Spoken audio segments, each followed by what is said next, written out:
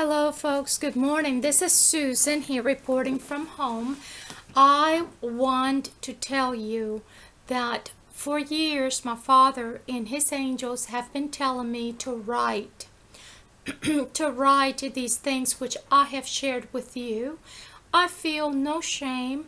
I don't care what people think about me, if they think I'm crazy or delusional or that I want attention or that and I do want attention, actually, but not attention for me.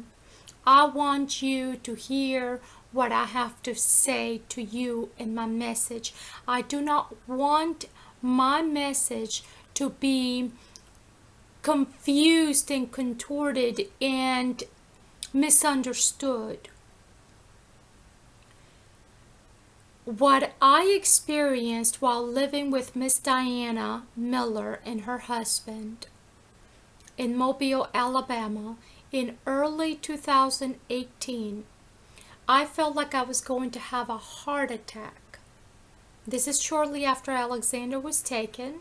I was living in that home and I could not understand why Alexander hadn't been returned to me or wasn't returned to me. I did not understand it at the time. I thought, this is hypocritical because these people are Christian people. They have been involved with children, foster kids before. They have a healing room here in Mobile. Why can't my son and I live here peacefully until I get situated? I was working full time at the Battle House Hotel. I was saving money, saving enough to move out to my own apartment. They did not charge me rent. They did not charge me for food. I'm very grateful for that. But I was very upset and confused because I thought, why can't Alexander live here? It was a 2-bedroom area with a clean environment, healthy, clean environment. It was a house underneath their house with their own kitchen, own bathroom, independent living area. Very safe. Safe neighborhood. I was working full time. I couldn't understand it. Now I understand. None of you care about my son the way I care about my son. And I'm here to tell you that that's not what I'm going to talk to you about today. What I want to tell you is my experience. I felt like I was going to have a heart attack one day. Early in 2018, I was 44 years old.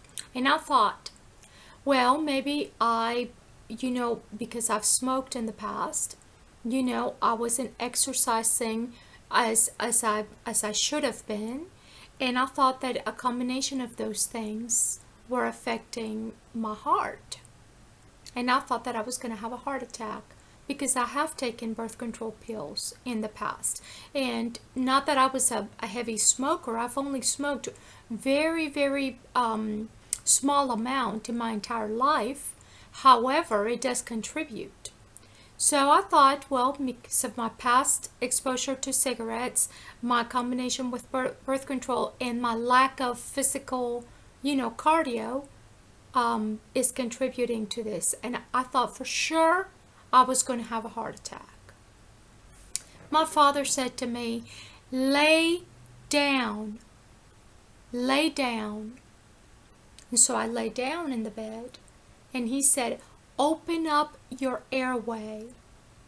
And I did not know why. So I opened up my airway really, really wide, and as if to save my own life.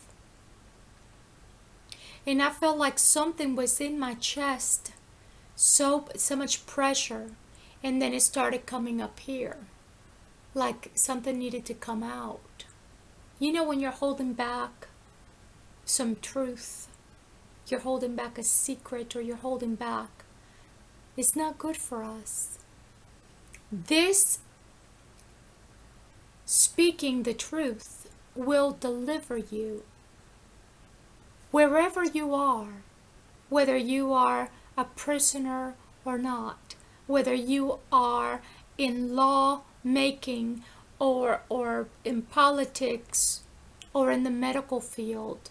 If there's something that is not right or something that is right, something that you must declare, by all means declare now, because this truth shall set you free.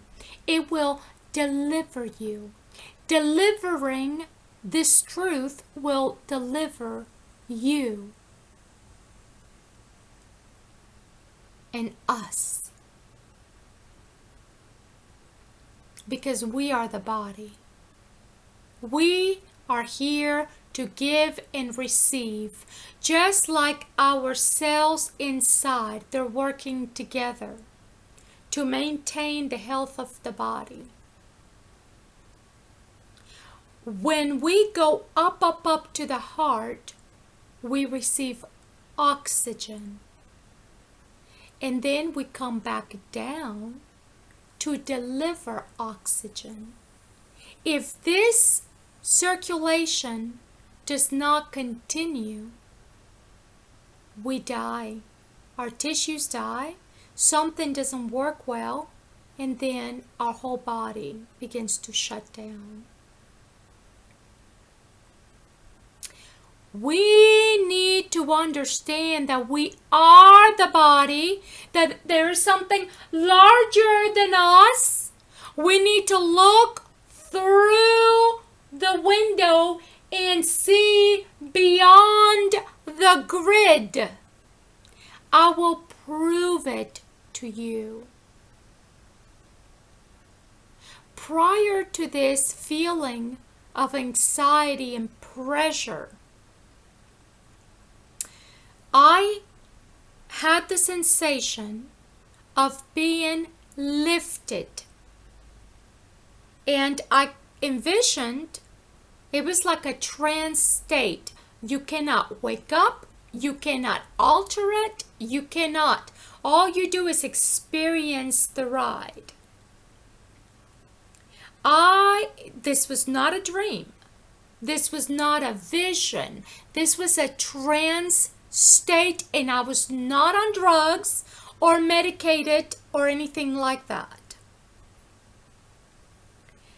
I was being lifted, and as I began to be lifted, it was very light. I was very light, and I knew where I was going. I knew who was lifting me up. I feared not. But then I looked down and saw my planet Earth. And I thought to myself, I cannot leave my children in that mess. I felt guilty. I cannot leave my children. So I asked telepathically, I communicated with the Father. I knew He was the one lifting me up. And I said, Father, can I bring my children with me? And He said, it's up to you. He left it up to me.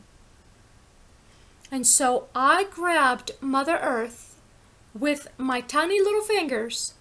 I felt as a child. I was very light. And then when I went back down to pick up Mother Earth, it was very heavy. It took much effort because I could barely reach underneath and around with my fingers. Barely. But I knew that my Father was not going to let me drop Mother Earth. He was not going to drop me or let me drop you. He knew that I was capable because He knew that I was making His best effort. And He knew His daughter was making all the effort in the world within her limitations. I did not want to leave my children behind in this mess of a world.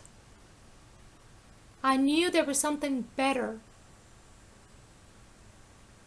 So I held on to Mother Earth and we began to ascend. And I could see that it was dark. It was the void. But we went through levels. If you can feel levels without seeing it, we could see right through. But we went through levels. 1, 2, and 3. But it took a long, long, long time. You know, when you're in that car ride as a child, and you're going on vacation, on a trip, and you cannot wait to get there, and you know it's going to be wonderful. And you're like, are we there yet? Oh, are we there yet? And you try to, just wait it out. But it was so thick at first. It was a very thick and dense. If you can feel the density, it was thick and dense because of our inertia. Now, these are not terms that I use on a regular basis. I am not a physicist. I have helpers. Believe in me when I tell you that I have helpers. I have 5 helpers. I have seen in front of me Albert Einstein, President Eisenhower, Mahatma Gandhi, Maria Montessori's always to the back and to the right. And Dr. Martin Luther King was the last one I saw because he was higher up and further away. And I could feel his echo for years. His echo. If you can feel echo. I could feel his echo for years. And then he was everything I could see in front of my window. And he moved his lips. And I didn't understand it. It was a delayed reaction until he went back up. And then he wanted me to go to a specific video to a specific time. I have shared it with you. I am not lying because it is not in my benefit to lie to you.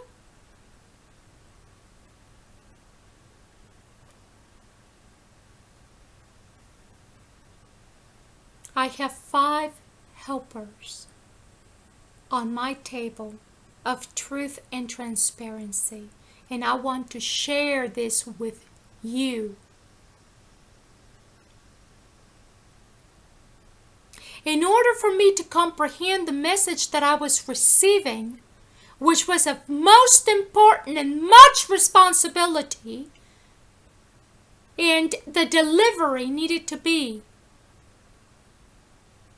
so that is not misunderstood.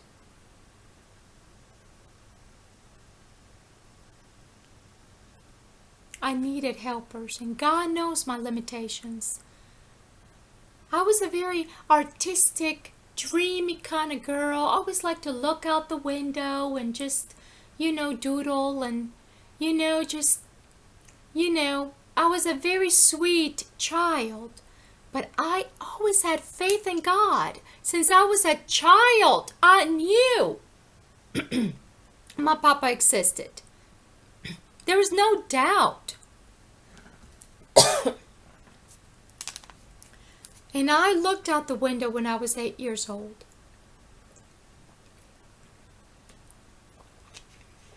I looked out the window. I was not scared of zombies or anything that night. I used to pee my bed until I was 10 because I was afraid that the moment my feet set foot on the ground, a zombie was going to grab me underneath the bed or come around the corner on my way to the bathroom because I used to watch too many zombie movies growing up. It's not good for children to watch that kind of stuff. Kids, they're curious. They like creepy stuff. That's the way it was back in the 80s. All the zombie movies were all the rage. It's creepy. But it is what it is. Freddy Krueger, all of that. kids like the adrenaline, right? And then they're scared at night. They have nightmares. So that's the way it was with me. I didn't have nightmares as much as I just didn't want to get up because I was afraid. But that night, I got up like a little soldier, and I didn't even think about it. I did not know why, but I knew why. I was on a mission. We lived on the 4th floor in Panama City, Panama, when I was around this age. And I just, laid on the sofa in front of the window, and I looked up to the sky, and I just wanted to know if my papa was listening to me. I just wanted to know if he was listening to me. I knew he was real. I knew that I wasn't worthy of hearing him, but I just wanted to know if he was listening to me. And I said, please flash the sky for me if you're listening. That night, it was not lightning. It was not raining. It was not any of that. It was a flash in the sky communicating to me, answering me. And it wasn't once. And I knew.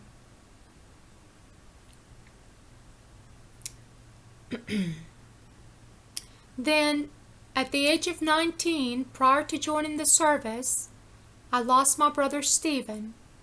But before he went, he was in his bed, and it was all like a dream. And at first I bargained with God. I tried to bargain, because you cannot bargain with God, you see. I tried to bargain with God. I thought, Father, if I serve you for the rest of my life, will you please spare my brother's life? And I knew in my heart, I knew that he had been a gift. Stephen means crowned one. It's a beautiful name. And I used to play hide and seek with Stephen. I loved every minute. It was the most wonderful game. My niece Mimi and my brother Stephen and I used to play. After school, I looked forward to coming home to play hide and seek with those babies.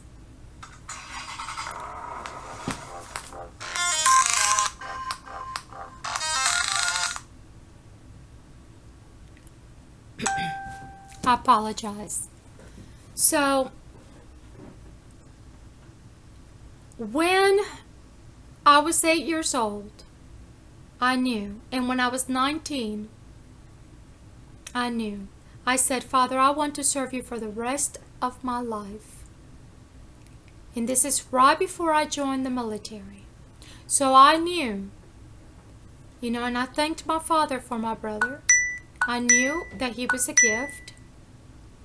And I named my first son Stephen Jacob in honor of my brother.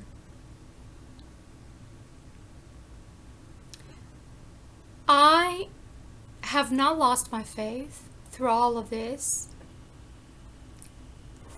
He gives me faith. He adds faith to my faith every day. And now this phone rang, and I apologize to you because it just kind of interrupts. But back to feeling that anxiety. My father said, calm down. He said, calm down, lay down, open up your airway. And then I started seeing these little flashes of light. Little flashes of light, like little fireflies. And I did not know which one to focus on. And then there was the one in front of me. And I focused on it, and it started to grow. And it was the light that I had seen when the Father, the fire that does not burn, opened up his portal. That light, it's a brighter state of bright. That's the light that I saw come down and flickering and then grow. And this light pulled the truth out of me. It said, declare now. And I declared. I didn't know what I was going to declare. It took much effort. Much effort. I did not know what I was going to say. And it took much effort. I said, en el nombre de Jesús Cristo. And then this light released me. And then the Father said, turn on the light, open up your eyes, and read, my daughter. And I did not have my Bible marked on Romans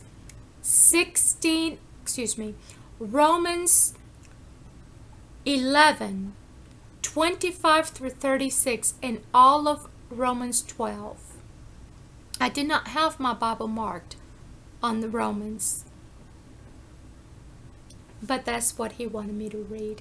And he said, this is your message to the churches.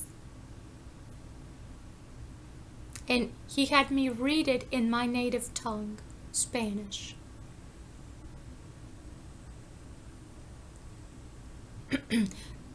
A few days prior to this experience, when we were lifted and we went through levels, as we approached the light, we began to travel faster and smoother until we were in the light. It was everything I could see. I could see his eyes moving and his mouth. No specific shape, just scintillating. And the Father said, finally, twice, finally, you are here.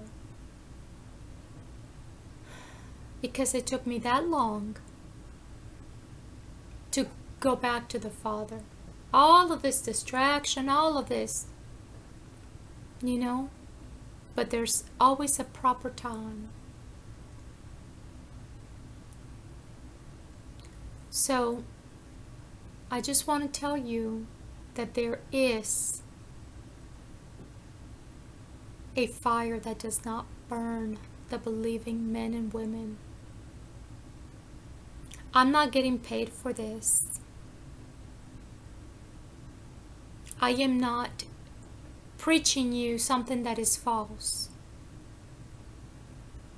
I am not a preacher. I am a witness and a messenger. And prior to being a witness,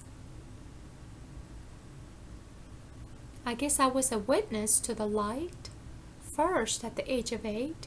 And then I was a messenger because I was receiving messages. He was telling me to write it down on a piece of paper. And then I was a witness of the actual light, in the light, being pulled out of darkness. And you were with me. You are witnesses.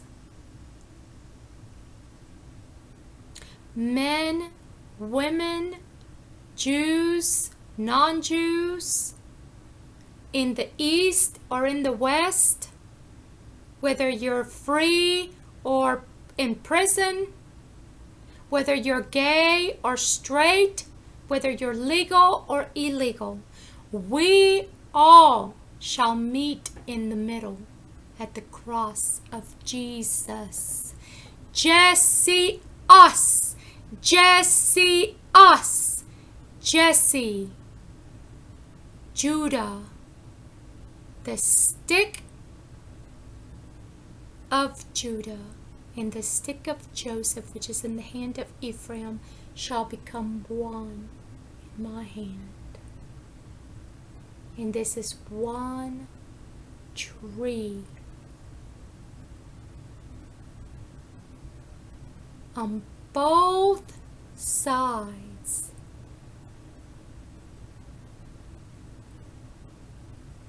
He is on both sides and in the middle.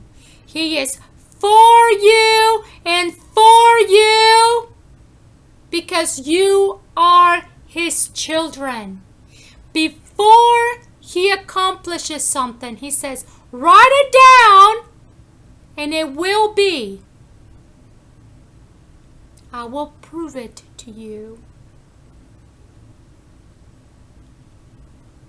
we will restore and renew and rebirth with His helping hand above ours, because it has been written, tomorrow is today. Today is tomorrow. The last will be the first, and the first will be the last, which will be the first, which will be the last, forever and ever and ever.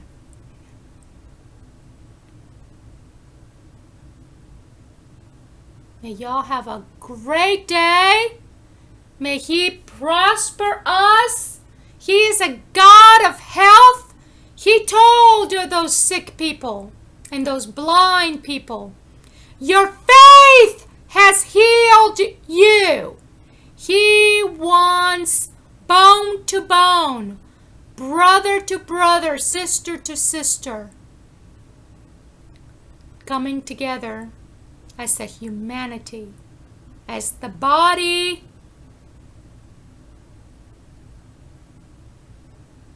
We are broken pieces of bread, and He is harvesting us, coming together, His believing men and women.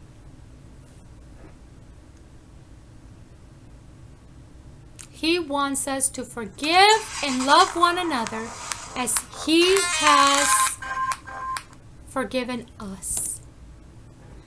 His will, our inheritance, is our land on earth as it is in heaven.